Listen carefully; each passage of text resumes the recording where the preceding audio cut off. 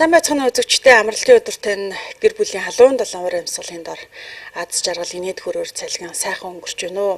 Нүр тулсын арай нэвтрүүлгийнхаа ээлж дугаарыг энэ цаг дор Эрдэнэтийн үзэгчдэд хүрэхэд бэлэн боллоо. Өнөөдөр би зочныхон хойморт Монгол улсын гавьяа тавш Чавлан туяаг урьсан байна. Ингээд миний урилгыг болон үзэгчдийн манд хүндэтгэн хүрэлцэн ирсэн танд баярлалаа. Бас гоё зөөлөн цас бодорсон амралтын өдрийн мэнд хүргэе.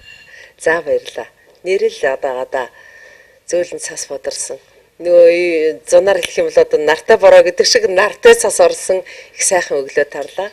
Үзэгчдээ амралтын өдрийн мэнд хүргэе. За номын хүнтэй ярилцж байгаа учраас их гоё номын кафег би сонгосон. Журүр бэкрийн номын кафе бол одоо орж ирэхэд их гоё тийм орчныг бүртгүүлсэн байдгийг. Тэгээд зочиндоо тавих миний эхний асуулт маань болохоор ардын багш гэсэн юм сайхан цол одоо бас нэг талаасаа овгоор хэдэн жил овгуулж байгаа вэ? Одоо хэддэг жилдээ нэг ёсондоо багшилж ийн вэ таны хувьд? За одоо 40 жил болж байгаа байх шүү. Би ч одоо яг тоочноо 40 жил болж ин гэж мэдэхгүй байх шүү. Тий. 40 жил төгсөж байна ер нь. Хүмүүс тэгээд нэг нийтлэгээр асуудаг байх л да. Яагаад багш мэргэжлийг сонгосон ч гэдэг юм а тий. Өөрөө багшаар мэдээж хичээл заалгаж ирсэн. Багш гэдэг хүнтэй холбогдоогүй хүн энэ хорвоо дээр байхгүй шүү дээ тий. Эхээс төрн тэгээд одоо ээж аавынхаа гараас эрдмийн өргөөнд багшид одоо атгуулдаг одоо тийм ээ атгуулдаг гэж ярьдаг шүү дээ тий. Тэгэхээр таны хувьд бол их онцлог бага ангийн багш тий. Ялангуяа хүн бол одоо анхлаад сургуулийн алтан босгыг даваад усыг заалгах хүн нь бол их чухал байдаг шүү дээ. Бага ангийн багш гэдэг бол арай өөр. Бага ангийн багшийг сонгох болсон шалтгаан.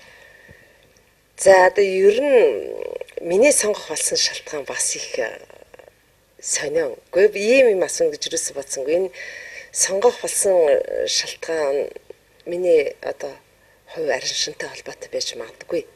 Ер нь биш Улаанбаатар хотын 48 дугаар сургуулийн 8 дугаар ангийг төгссөн. Цэрэн гэдэг багшийн ангид математикийн багш. Онц төгссөн. За одоо ярихаар ямар ч юмтэй тийм юмыг нөгөө 8 дугаар анги төгсөхөөр ч одоо онц төгссөн хүүхдүүд ч одоо дуртай хуваараа тухайн үед аавна гэж ерөн захирал маань хэлдэг байлаа. Одоо би тэгтээ захирлынхаа нэрийг хэлэхгүй. Ер нь бол тий. Тэгээд тухайн үед нэг ягч мэл одоо багш болно гэд ер нь багшуулах авьяастай гэж намайг хүүхэд байхад их багш нар хэлдэг ярьдаг байсан.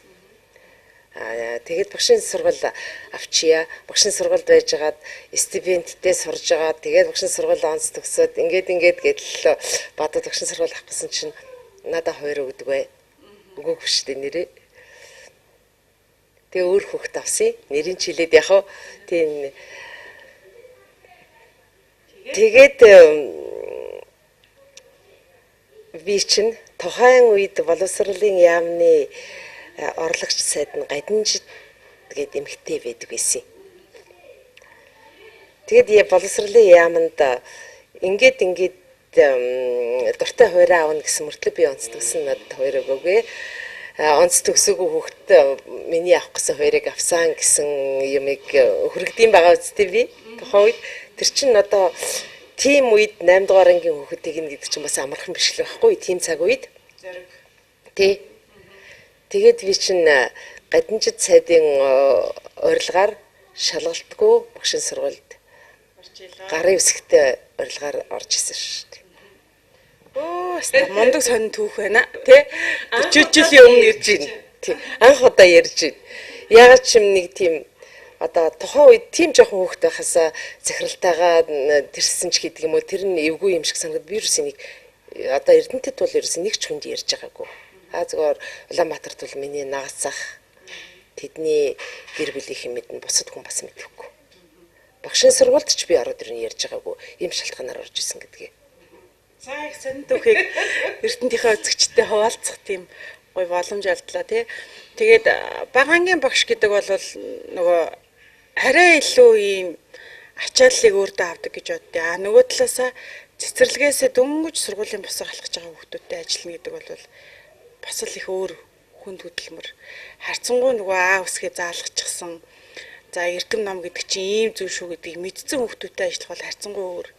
Огт мэдхгүй хүүхд орж ирж байгаа гэдгээрээ багангийн багш нарыг бол одоо арай өөрөөр хүлээж авдаг, үнэлдэг гэж боддоо шүү дээ. Дээр нь таны хувьд анхлан 6 настангуудыг Монгол улсад одоо боловсролын системд өөрчлөлт ороод 6 настангуудыг хүлээж авдаг тухайн жил та 1-р ангийг одоо бараг одоос 10 жилийн өмнө байна уу да тий? Одоо тэр хүүхдүүд 10 дугаар ангид байгаа. Анхны 6 наснуудыг авч исэн. Энэтэй адилхан бас би анхны 7 наснуудыг Эрдэнэтэд туршилтаар авч исэн бас. 8 настай хүүхдүүд байж хаад 8 настай ордог байж хаад анхны 7 наснуудыг одоо сая 6 наснуудыг авдаг шиг ингэж батлагдаж бариагүй зүгээр туршилтын шугамар авч исэн. Тий. Анх 6 настангуудыг авч яхад ер нь 8, 7, 6 насны зөрүү бол өөр шүү дээ тий. Насны зөрүү бол их өөр. Гэхдээ би хувь хүнийхээ хувьд, багш хүнийхээ хувьд хүүхдийг багаас нь авахыг их дэмждэг. Багшийн хувьд, эцэг эхийн хувьд тэр бага настай орж байгаа хүүхдүүд ажиллагаа ихтэй, халамж ажиллагаа ихтэй тийм болохоос биш ер нь сурах чадвар нь ялангуяа одоо тэр хурд бол сайн шүү дээ. Тэдний эвдвийг нь учрыг нь олно гэдг л хэцүү. Тэн донд учрыг нь олох нь маш төвхтэй. Хэрвээ учрыг нь олж чадах юм бол одоо ч миний ангид нэгэн 5 настай хэдэн хүүхдүүд орчихсон байгаа. 8 настай орсон хүүхдээс 5 настай орсон хүүхдүүд нь хол илүү сурч ивэл яах вэ? Унших бичихтэй тийм учиртай. Тэр одоо ингэж идэх штэ. Манайхан чинь нэг бараг л ингээл буцчих гээл 8-тад ч оролдог болчих гээл 7-тад ч оролдог болчих гээл ингээл зүгээр энэ сошиал ертөнцөөс уншиж яхад бол баахан л шөмжлөл яваад байна штэ тийм ээ. Яг үнэндээ үзэгчид минь эцэг эхчүүд минь зав залуухан эцэг эхчүүд минь хүүхд багтаа илүү сайн сурдаг юм шүү. Хэдий ч нэ бага насандаа сайн сурдаг. Яагаад гэхээр штэ. Тэр хүүхдийн 3 хүртэлх нас гэж нэг юм чухал нас байна. Тэр 3 хүртэлх насыг бид өнөөдөр ямар үр дүнтэй яаж өнгөрөөж яаж тэрийг тавьж гэнэ гэдэг нь дуучдад бол нэг хоолын тавигдмал хоолой гэж яриад байдаг шүү дээ тий. Тэрнтэй адилхан тэр чинь ерөөсө хүн болох тавилын 3 хүртэлх наснд тавигдчихж байгаа байхгүй юу? Бүр яс юм дээр бол за ой хүрэхэд бол баг гэх юм болох нь харагдана шүү дээ. Хүмүүс нэг дээр үеийн хөгшчүүл ярьдаг да. Харж гад энэ ч нэг бас нэг тийм боломжийн хүн болчихноо гэд. Одоо сайн бүх болох шинжтэй шинждэг шүү дээ. Тий шинждэг тий. Одоо миний тэр хүүхдүүд чинь ихтэй сургуульд яг сурч байгаа. Миний тэр 6 настай авсан анхны 6 наснуудын уртлын ангид Хөдөлмөрийн Батар отхон бэлгийн жолооч байсан хүн одоо бас Хөдөлмөрийн Батар болсон да. Тэр хүн ачаа манай ангид оруулж өгч явахгүй юу? Оруулж ирсэн шалтгаан нь бас ангид дүүрэлтсэн байж идэг. Тэгэд манай гүнжинсрэн захиралтай бас ойрын нутаг ус байна л да. Тэг гүнжинсрэн захирлыг гойж гүнжинсрэн захирал надад ер нь бол орчил дуудаж хэлээгүй. Ангид минь Баатрыг дагуулаад ороод ирэхгүй юу. За ингээд нэг ийм гуйлт байна гэд. Тэгэд тэр Баатараас надад бол тусгаж авсан хамгийн сайхан юм нь ээдэ миний энэ охин чинь нэг айлыг, нэг өрхийг, нэг эр хүнийг нэг сайхан аваад явчих хор эмхтэй болох юм байгаа юм да гэж. 7 настай охин хүүхдийг дагуулж орж ирэхдээ Баатар өвөө тим юм хэлээд гарч ийн штэ багшд. Тэгэхээр тэр хүн олж харсан байгаа үст тий. Тэгээд тэр хүүхч одоо ихтэй сургуульд сурч байгаа. Би 4 жил 5 дугаар анги төгслөө 5 жил авч явхад тэр өвөөгийнх нь хэлсэн дандаа бодогддог байхгүй юу? Ажигладаг байхгүй юу? Нэрээ тийм. Одоо ч би ястаа тэр айгу сайн ээж, сайн эхнэр, сайн эмэгтэй, сайн одоо эзэгтэй болно гэдэгт итгэдэг. Харагддаг нүдэнд минь тэр хүүхдүүдтэй эвсэг, эвтэйхэн учиргүй айхтар хичээлдээ сайн биш. Одоо нөгөө нэгдүгээр игнэний онцчуудын игнэнд биш. Тэгтэл сайн. Тэгтэл нэг тийм санаал нэг өвөөгийн хэлсэн надад дандаа хатгаж санагдуулдаг. Тэгэхээр хүүхэд бол ерөөсөө анх одоо тийм ээ магадгүй сургуульд ороод өсөг заалгаад эхлэхээсээ л ер нь бас давхар нэг хүн болж төлөвшөх те яг тэр арга зам руу орж иж яд юм болов уу гэж хардаг. Одоо та болвол 40 жилийн өмнө гэдэг юм бол боловсролын салбарт ингээ хөл тавьж ирсэн те. За 10 жилийн өмнө 6 настангуудыг ингээд анхлан авч сургаж ирсэн. Ийм хүний хувьд бол магадгүй нэг амьдралын циклийн нэг хугацаанууд шүү дээ тий 10 жил, 15 жил, 20 жил гэл. Яг тэр хугацааны зөвлөд дээр бол илүү ойр ажилласан хүн болов гэж би бодоод байна л да. Яад гэвэл одоо 10 жилийн өмнөх 6 настангууд одооны 6 настангуудыг харьцуулбал шал өөр байгаа. А дээр нь эцэг эхчүүдийн хандлага ч гэсэн тийм байдаг шүү дээ. 6 настай орж байгаа хүмүүс нэр үнэхээр өрөвдмөр ахамаа. Айгүй хичээл хийх юм, амар их даалгавар өгөх юм. Заримдаа бүр эцэгчүүд нь өөрсдөө ингээ ядарсан сууж байгаа жишээ нэ тий. Зарим хичээлийг ойлгохгүй байх, зааж өгч чадахгүй байна одоо. Зөвхөн 2 3 дугаар анги руу ороод ирэхээр бол бараг л тооны хичээл дээр нь бол барахгүй байна гэсэн ээж аавтай маш их тааралддаг. Эсвэл нөгөө захтансан газар маж өгөх шиг л асуулаа. Тий. Би одоо эцгийн урал хийхээр заримдаа ингээл тэр чин нэг арга барагдахаар л хэлж байгаа юм л да. Бүр огт мэдэхгүй хүн та нарт хэлж байгаа бол гайхна. Гэтэл би хэдхэн жилийн өмнө бүх насаараа энэ ийм хүүхдүүдтэй ажилласан. Тэгэхээр хэдхэн жилийн өмнө би 6 настай хүүхдийг бас аваад үзсэн. А хэрвээ 6 настай хүүхдүүд авч үзье гэсэн бол та нар 6 настай хүүхд чинь өөрөө гэж надтай зөрөлдөх хүн гарч ирж магадгүй. Гэтэл би 6 настай хүүхд авч үзсэн. Гэтэл одоо нэрээ 10 жилийн өмнө 9 жилийн өмнө миний авч ирсэн 6 наснаас өнөөдөр орж байгаа 6 наснуудын чиг хандлага их өөр байгаад байгаа байхгүй юу? Тэр хүүхдүүд байна штэ. Тэр үед орж исэн 6 настай хүүхдүүд нэг тийм сурах ирмэлцэл чиглэл нь давуу байсан байна. Давуу байсан. Одоо энийг яаж мэдэх вэ гэхээр одоо ч надад тэр үед 6 настай орж исэн ах нь орж исэн, эгч нь орж исэн хүүхдүүдийн дүүнэр өнөдөрч миний ангид байгаа байхгүй юу? Тэгэхээр одоо эцэгчүүд ч бас тэрийг баталж мэднэ. Одоо орж байгаа хүүхдүүд болохоор ялгаатай байна.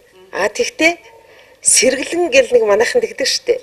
Сэргэлэн гэл нэг үг байдаг да. Тэр талаар бол сэргэлэн байна. А тэгээд ачаалалдах чадвар нь бага юм. Нэгдүгээр ачаалдах бат тийм сул юм.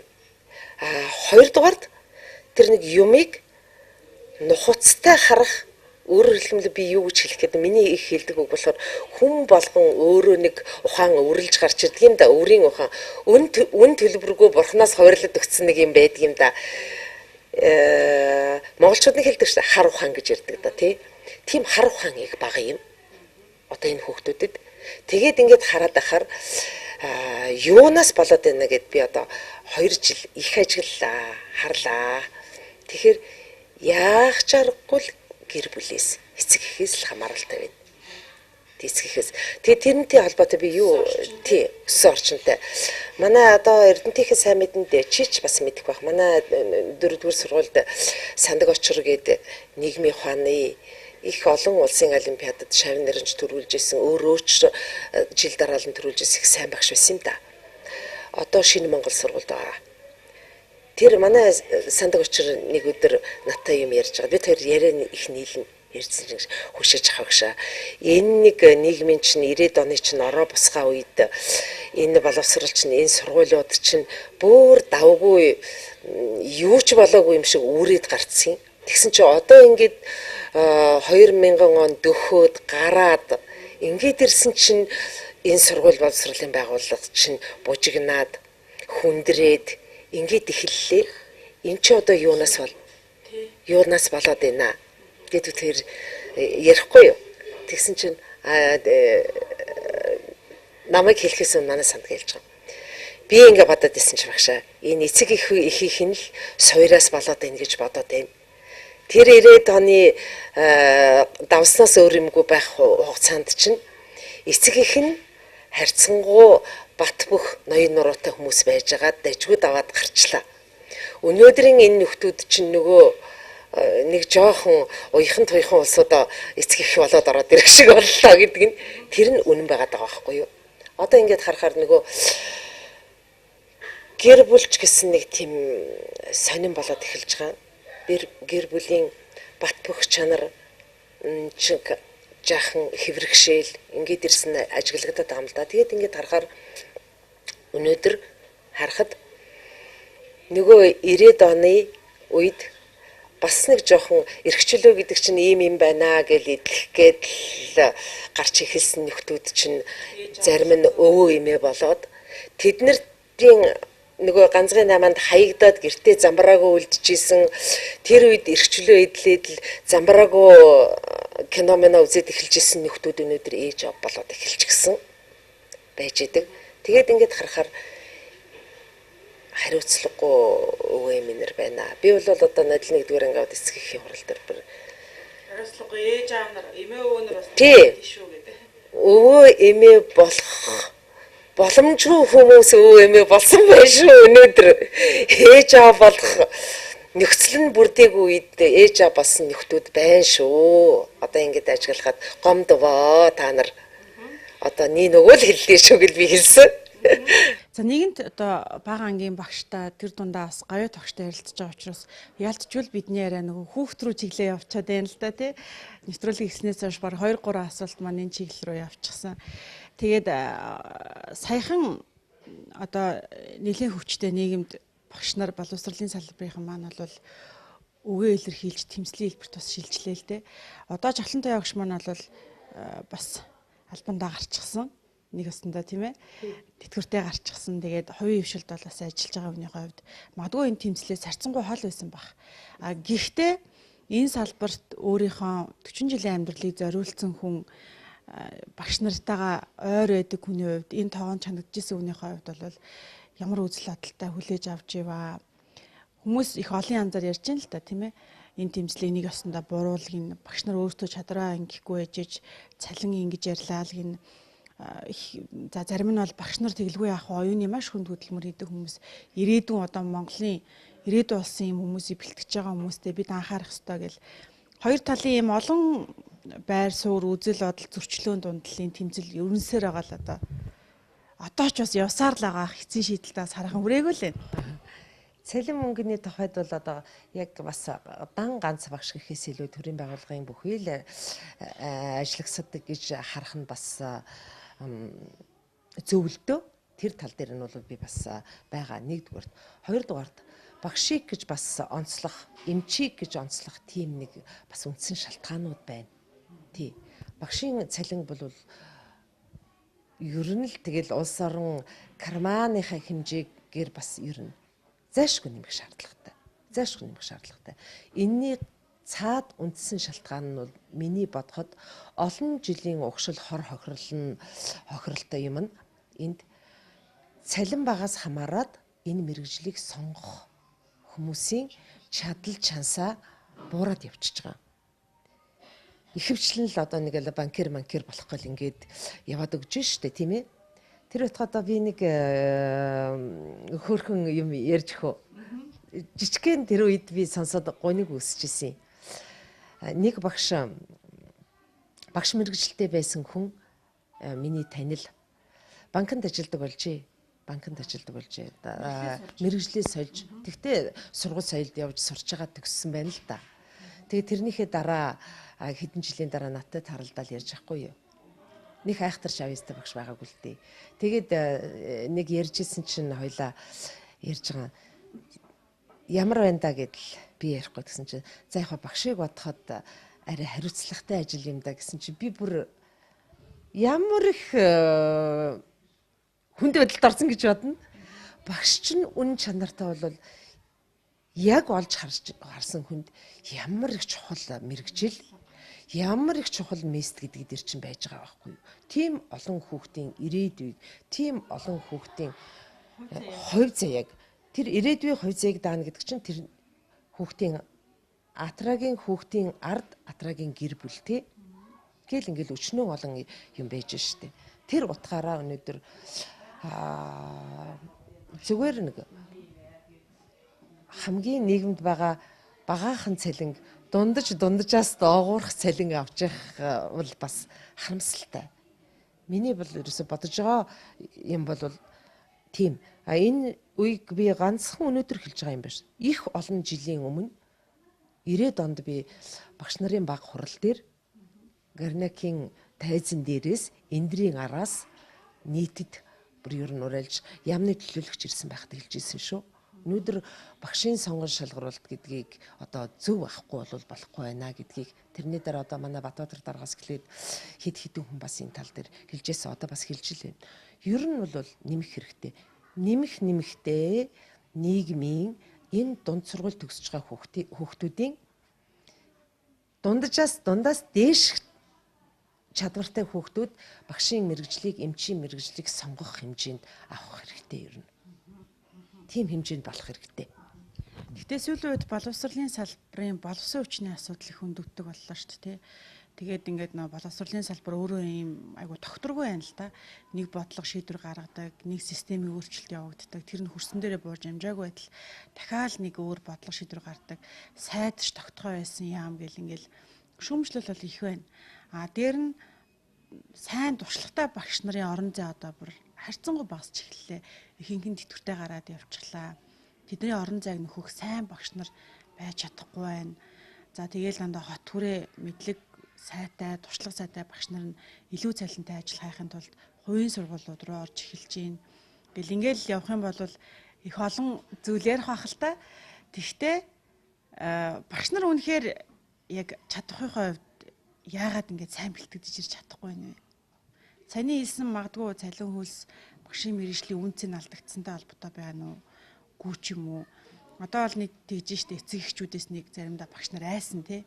Одоо нөгөө эцэг эхч нь ямар шүүмжлэл хийлээд захирал дээр орчих бол тэр утас руу ямар гомдол хилчих бол тийм бичлэг хийгээд аль одоо фэйсбүүк дээр тавьчих болж гэдэг юм уу? Ийм айдас бас багш нарт байдаг болсон байна. Ийм муухай хандлагыг яаж тогтоо? Урд нь бол багш нарыг ямар сайхан хүндэлдэг байв. Одоо тэр цаг үеийн багш нар ч л нөгөө туршлагатай мэргэжлийн хамгийн мундаг багш нар байгаад шүү дээ. Тэр багшид л хүүхдээ өгмөр байна гэсэн.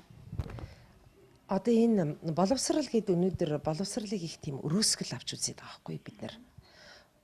Боловсрал гэдэг чинь зүгээр л дипломтой хүнийг боловсрал гэхгүй. Би саяхан нэг ном уншижсэн чинь ардын жижигчин нөгөө удирдаач чулуунгой хэлсэн үг нэг юм дээр байж байхгүй юу?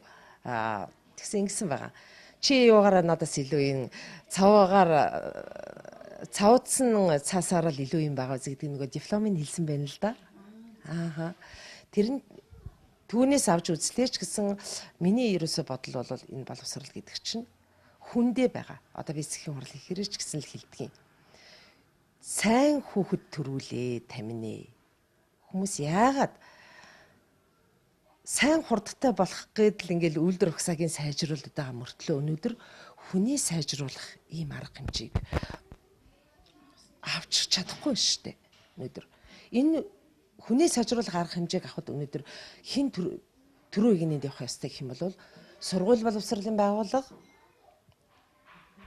эрүүл мэнд, ангаах ухаан энэ эмч багш хоёр бол нэн төрөнд явах ёстой гэж бодож байгаа шүү.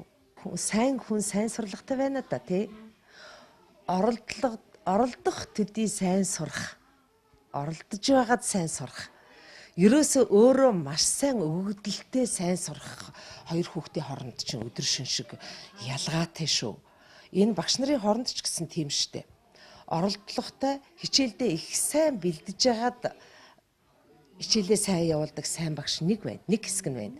Нөгөө хэсэг нь нээхэх айхтар бэлдээд бариад сүйд болоод цаг нар зарцуулаад байхгүй мөртлөө ерөөсөө өөрөө юмыг тэр өөр өнцгөөс харж чаддаг өгөгдөл их өндөртэй тэрийг хүүхдэд их ялбархан хүргэдэг ялбархан заадаг тийм одоо сайн багш нар бас их байна шүү дээ. Тэгэхээр би бол тэр талынх нь сайн багш нарыг дэмждэг багш шүү. Тийм хүмүүс одоо багш болоосай гэж одоо хүсэж явдаг багшийн нэг шүү дээ. багш хүн ер нь яадیں۔ 4 жилийн 5 жилийн тэр сургалтын системээс багш болоод гард юм уу? Эсвэл багшлах хугацаанд багш болд юм уу? Миний саяны хэлсэнтэй холбоотойгоор ер нь бол багшд өөрт нь өгөгдөл байх ёстой. Суурь өгөгдөл. Өгөгдөл сайтай багш бол ерөөсөө тэр онлын мэдлэгээ илүү сайн авдаг. Онлын мэдлэгээ гарч ирээд илүү сайн хэрэгжүүлдэг гэж бодож байна. Өнөөдөр бол ер нь гарч ирээд багш болж байгаа хүмүүс их олон байгаад байгаа шүү. Тий. Зүгээр одоо миний үед намайг хүүхэд байхад энэ төр бол одоо миний багш гээл Максар гэд химийн багш дөнгөж сургууль төгсөж ирж байгаа. Үгүй одоо манай тэр Максар шиг ямар хүчтэй багш байсан гэж бодно. Би дунд сургууль төгслөө 8 дугаар анги төгслөө Максар багшийн зааснаар л явсан. Дараа нь багшийн сургуульд ороод хиймдээ одоо сайн байсан. Тэр л багшийн ач байсан. Та одоо хувийн хвшилт ажиллаж байгаа тийм ээ. Тэгээд нэг төрийн сургууль, хувийн сургууль гэд нэг юм зааг ялгаа аль хэдийн бий болцсон шүү дээ. Тэгээд би зүгээр Эрдэнэ хотын хувьд л ярих гээд байна л да. Тэгээд нэг хүмүүс баян айлын хүүхдүүд, мөнгөтэй айлын хүүхдүүд, бизнесмен айлын хүүхдүүд одоо тэр сургуульд сурдаг. Төлбөртэй сургуульд сурж байгаа хүүхд толгон ер нь бол одоо онц сурдаг, англи хэлтэй арай өөр гэж ийм ялгаа бий болчихсон тий. Тэгээд би зүгээр бодоод идэв штэ. Адилхан л хүүхдүүд яг нэг тийм ээ нэг эцэгхээс төрсэн энэ Монгол орны л одоо тий нэг хүүхдүүд ийм их зааг ялгаа яагаад ийм өндөр хэмжээнд бий болчихв. Тэгээ хувийн сургуулиудад сурж байгаа эцэг эхчүүд чинь бас тэр хүүхдэд сургахын тулд өөрсдөө ажиллаад мөнгө олоод хүүхдэд арай илүү бас нэг тий орчинд сургая гэсэн нэг ийм хүсэлтэйгээр л өгсөн баг. Гэхдээ ялгаа нийгэмд нэг юм болцоо. Нэг хайхтар би тэрийг одоо баян тарган гэдэг талаасаа илүү одоо надад миний нэг уншиж исэн юм бас охины маань нэг уншиж исэн юмнасаа ярьж исэн юм надад санаанд орж байна. Нэгдүгürt, хоёрдугürt энэ олон ном харсан чинь бас одоо тэр чинь дөнгөж 20 жил судалгаа Америк нэгдсэн улсад нөгөө Колумбия их сургууль тийм судалгаа явуулсан байгаа байхгүй юу? 27 орны 70,000 гаруй хүнийг хамарсан, 27 орныг хамарсан 70,000 гаруй хүнийг хамарсан тийм судалгаа явуулсан байгаа. Тэгээд тэр судалгааны үр дүн нь 2010 онд гарсан байгаа юм л да. Дүн нь. Тэр дүн дээр юу гэж гарсан гэхээр олон номтой айл, номын сантай айл энэ хүүхдүүд илүү одоо сурсан байна гэсэн нэг тийм үр дүн гарсан байгаа. Тэгээ сүүлд бас би нэг товчилж байгаа юм шүү. Сүүлд бас тэр чин 42 өрхийн. За би нөгөө телевизээр энэ хэвлэл мэдээллийн сувгаар өөрөө нэг буруу дуудаж хэрглэж байгаа үгийг сонсоход чихэнд эвгүй сонсогдоод байдаг штэ. Кансас их сургууль гэж байгаа. Кансас гэж дуудах ёстой мó, Кансас гэж дуудах ёстой мó мэдэхгүй байна. Тэр их сургууль тийм судалгаа явуулсан байгаа.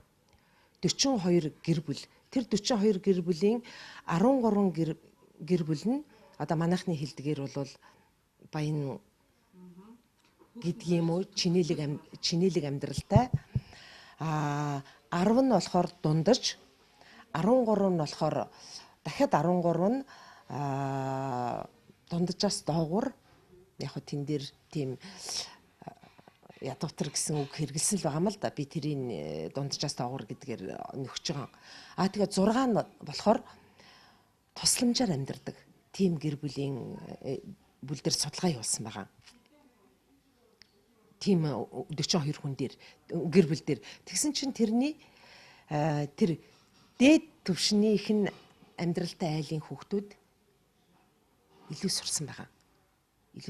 Тэгээд тэрнийг бас ингээд нөөцийг үзэхээр үгийн энийг явуулсан судалгааныхын дүн нь болохоор нөгөө үгийн нөөц төр нь явуулсан байгаа. Тэнд орсон хүүхдүүд нь болохоор 7 сараас 3 3 настай хүүхдүүд тэр судалгаанд хамрагдаж орсон байгаа. Тэр 42 өрхөөс. Тий. Тэгэхээр тэн дотор 656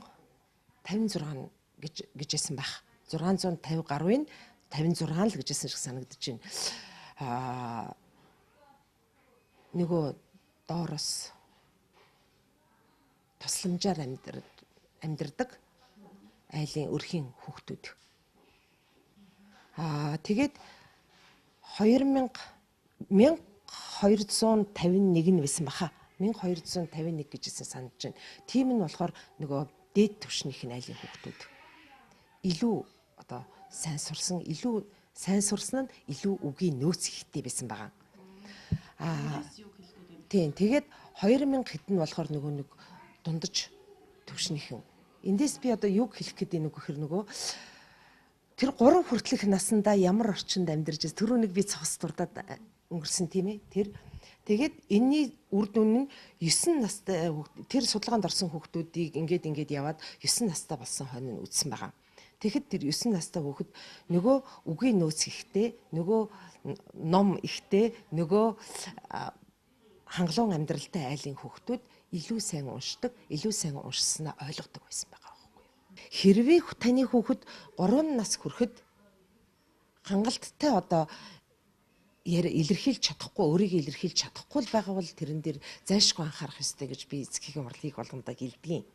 Тэрнтэй минь очиж нэг шугамд огтлолцоод байгаа учраас энийг би их илүү сонирхож харж ирсэн.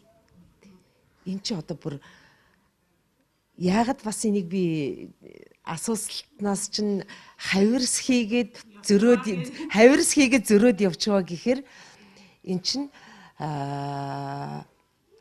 өнөөдөр хүүхдийн хэл ярианы чадвар сулавтар болцсон байгаад байгаа. Бүр тэр тултарч ярьдаг хүүхд. Тултраа гэдэг юм да, тийм ээ. Тэр өөрөөр хэлэх юм бол авианы гажигтай хүүхдүүд бүр маш их болсон байгаа. Тэгээд дээрэс нь манай сургуульд авиа заслын цаг гэдэг юм манай стандартад байхгүй шүү дээ. Тий. Тэгээд багш нарын засдаггүй засах ёстой. Гэтэл тэр чинь тийм биш ээ.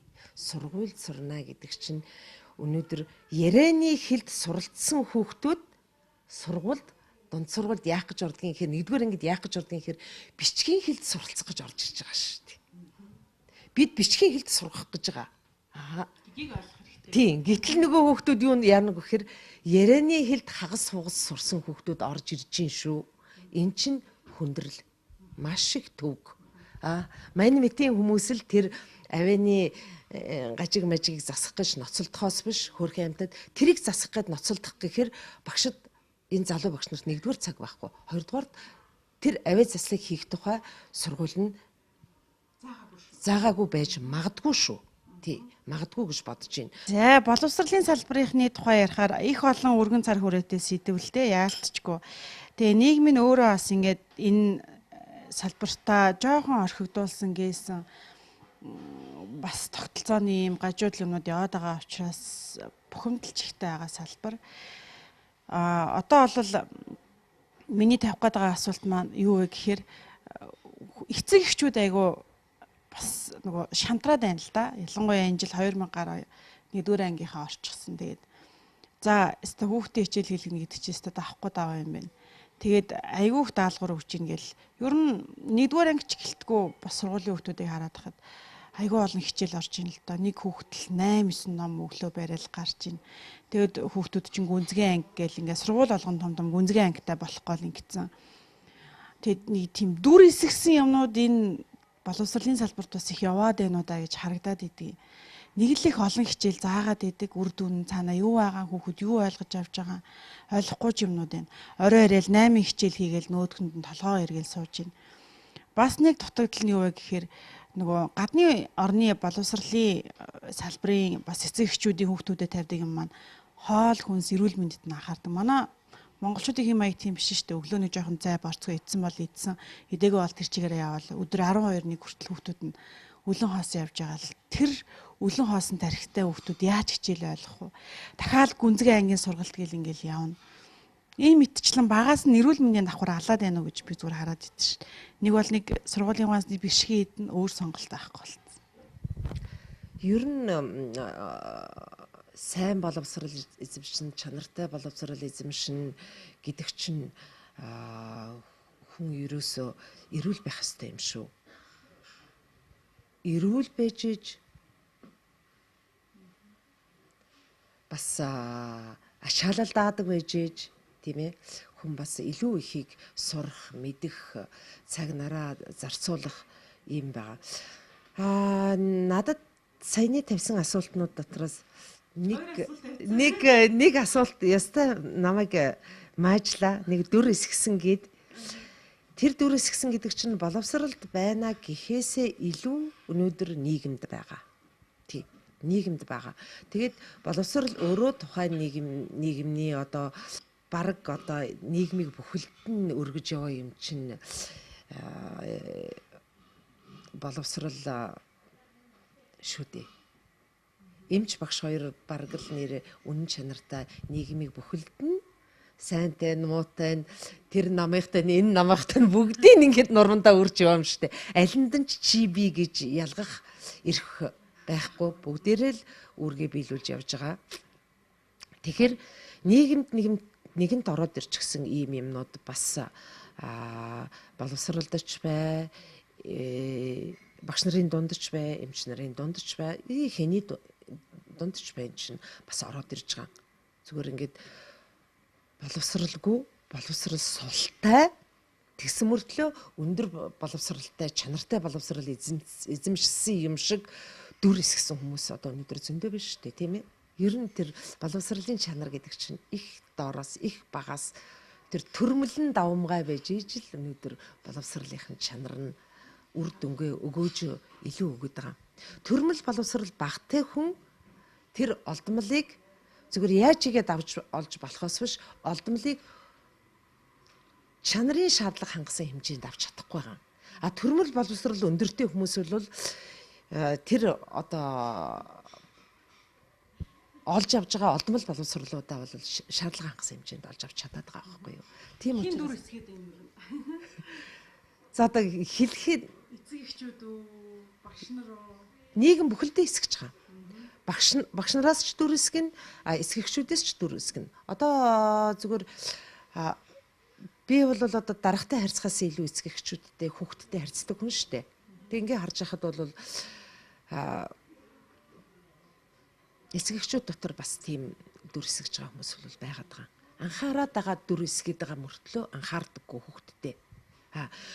Хүүхдтэй анхаарна гэдгийг өнөөдөр ямар төвшөнд хүмүүс аваад тавиад байгаа юм гэхээр ерөөсөө материаллык талаас нь одоо бүрэн бүтэн хувцсны одоо сайныг авч өгöd мөнгө төгрөгийн хийн үр хүүхдэд зарцуулаад ингээд байгаагаа илүү хүүхдэд анхаарад байна гэж бодож байгаа нэг хэсэг байгаад байгаа. Зүгээр минийхэр гэж ер нь ойлгодог хүмүүсийнхэр бол эн чин тэр хүүхдэд үйлчлэх үйлчлэгээр хүүхдэд хандах хандлагаараа хүүхдтэйгээ цаг нараа хамт өнгөрөх, хүүхдтэй цагаа зориулах энэ хэмжээнд л илүү анхаарал байгаа болохоос биш түүнээс одоо хитэн төгрөгийг дансанд нь хийгээд байна, хитэн төгрөгийг шилжүүлээд байна, хитэн төгрөгийн хувцас авч өгөөд байна гэдэг талаасаа бас өргөсгөл шүү. Гэхдээ яг тэр анхааралд орлогүй л яах вэ? Тий. Орхон орно. Бас тэр яг биш.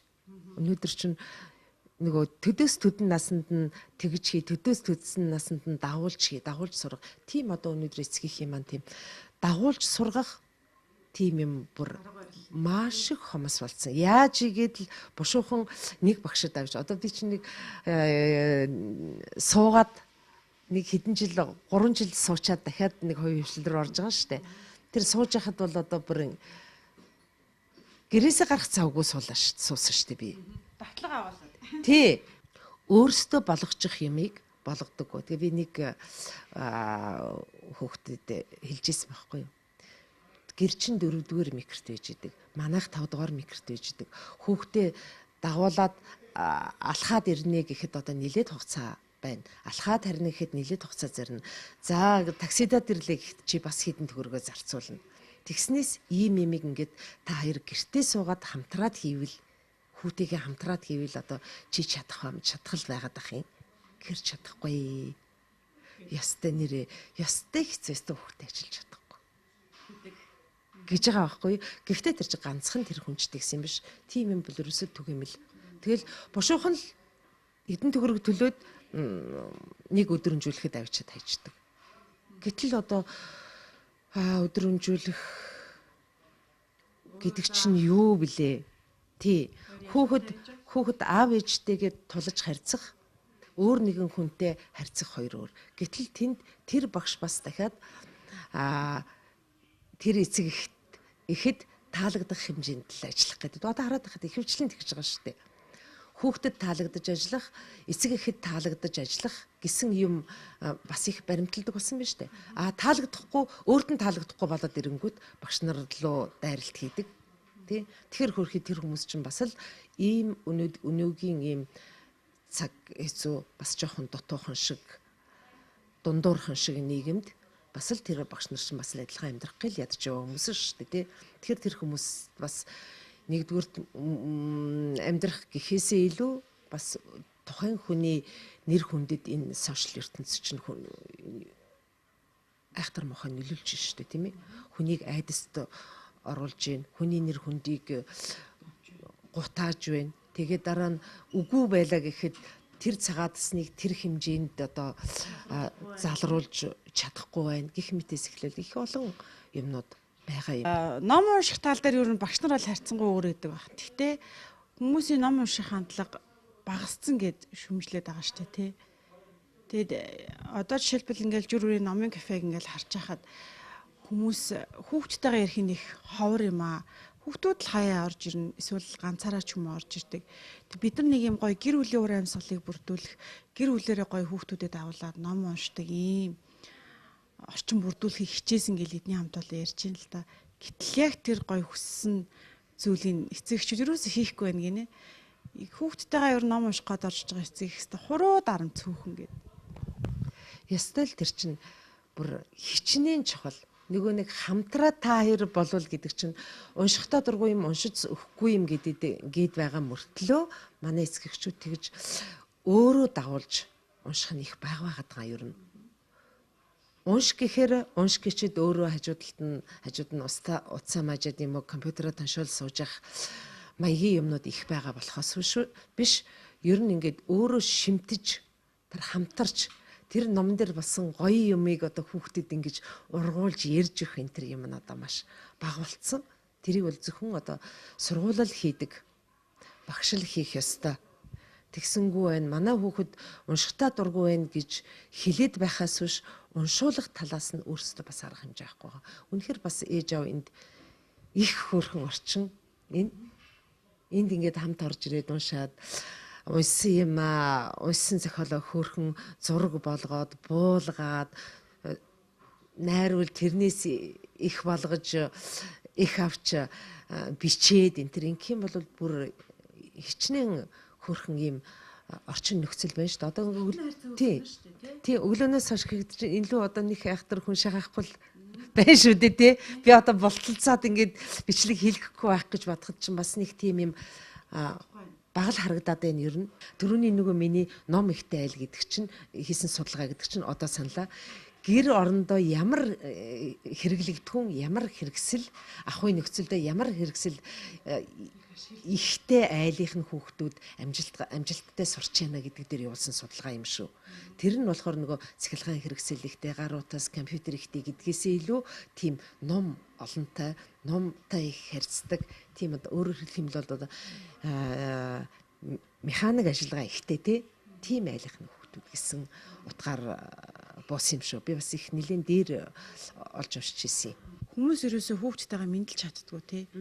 Хаана хичээл дээр юу хийж ин тарсан уу гэртээ аль эсвэл хүүхдтэйгээ ерөөсөө өдөр тутамдаа ярьдаг хэдхэн л өгүүлбэр байдаг гинэ. Орой хичээлээс нь хичээлээ хийгэрээ. Эсвэл орой болон дунд За нэг дунд нэг хоолой дээрээ гэдэг нэг л үг орж ирдэг гинэ.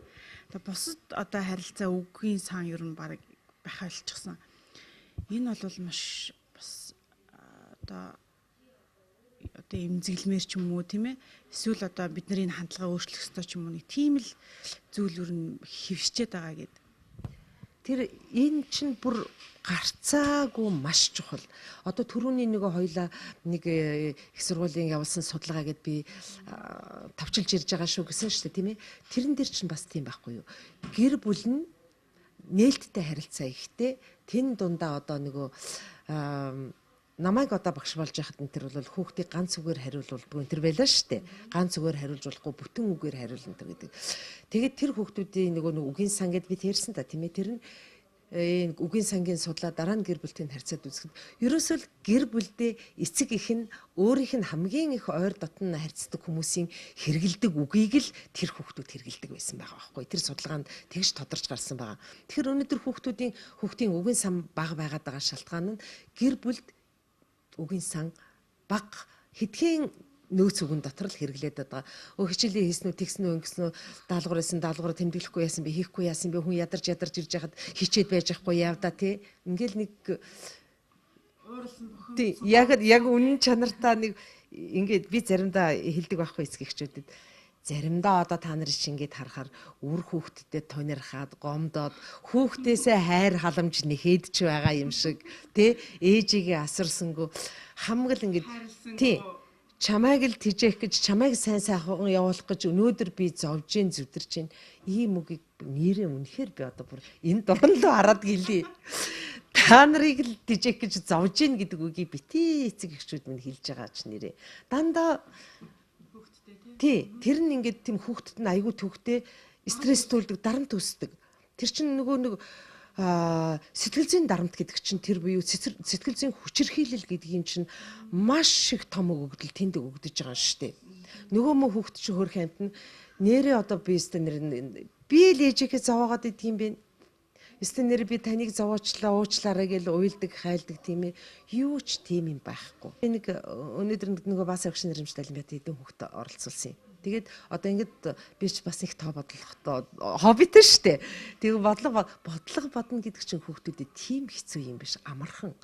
Ямар нэг юм амархан юм шүү, хялбархан юм шүү гэдгийг хэлж өгчөөж. Манай багш нар ч гэсэн тийм штэ. Хэцүү шүү. Эсвэл нэр нэгдүгээр ангийн хүүхдийн эцэгчүүд анхаараараа хэцүү шүү. Тийм биш. Хялбархан юм шүү, амархан юм шүү. Бүгдээрээ хамтраад хий зүтгэе. Баяр баясгалантайгаар давна чадна. Уншил сургана гэдэг чинь биш шүү дээ. Үнэн чанартай. Бага насны хүүхдүүдэд бол тийм юм биш. Хөөе. Би юу хэлэх гэж байна гэж? Ой 6 сартай хүүхэд амаа гэд чаддаг шүү дээ. Тэр нь тэгтээ тэрийг би амьдрал дээр өөрийнхөө зээ хүүхд төр үзчихсэн юм а хэлж штэ.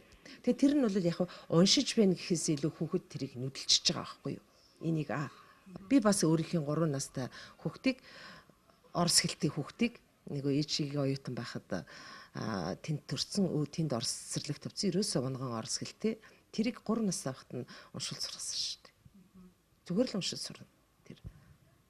Ямар ч асуудал байхгүй хэдий ч жижиг юм байна. Тийм юу нь хэцүү гэвэл жоохон тэрнийг аялах нь аян аялах нь л хэцүү. Аян аялна гэдэг чинь маш төвхтэй.